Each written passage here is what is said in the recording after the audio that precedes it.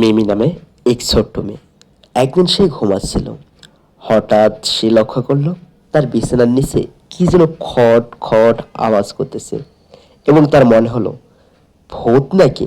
কারণ সে ছোটবেলায় নানা নানিদের কাছ থেকে অনেক ভূতের গল্প শুনেছে। সে একটু ভয় পেল যে সত্যি সত্যি আজকে কি তার ঘরে ভূত ঢুকে গেছে। বাট মিনু ছিল খুব বুদ্ধিমান। বুদ্ধিমানের কারণেই মিমি একটু সাহস করলো, বলল না, দেখি বিছানার নিচে কি ভূত আছে। তাই সে তার ব্যাটটা হাতে নিল, খেলনার ব্যাটটা হাতে নিয়ে লাইটটা জ্বালালো। লাইট জ্বালার পর মিমি দেখে যে বিছানার নিচে সত্যি ভূত বলে কোনো কিছুই নেই, দুইটি ইঁদুর ছানা। মিমি মনে মনে হাসলো, ধুরো কত বোকা আমি, আমি তো ভাবছি ভূত হবে। আর অপরদিকে ইঁদুর ছানাগুলো মিমিকে দেখে এমন জোরে দৌড় দিল, মানে জীবন নিয়ে কোনো রকম পালিয়ে গেছে। তার আর কখনোই মিমির বাসায় আসবে না।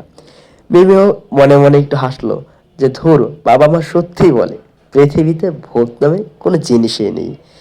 অপরদিকে ভূতদের সভা বসলো। ভূতদের দিন শেষে তাদের সর্দার সবাইকে জিজ্ঞাসা করে আজকে কে কতজনকে ভয় দেখিয়েছে। সবাই সকল ভূত হাজিরা দিচ্ছে, কিন্তু যে ভূতটা মিমিকে ভয় দেখাতে এসেছিল সে নিশ্চুপ হয়ে বসে আছে। পরে সর্দার বলে, কি খবর, তুমি নিশ্চুপ হয়ে বসে আছো কেন?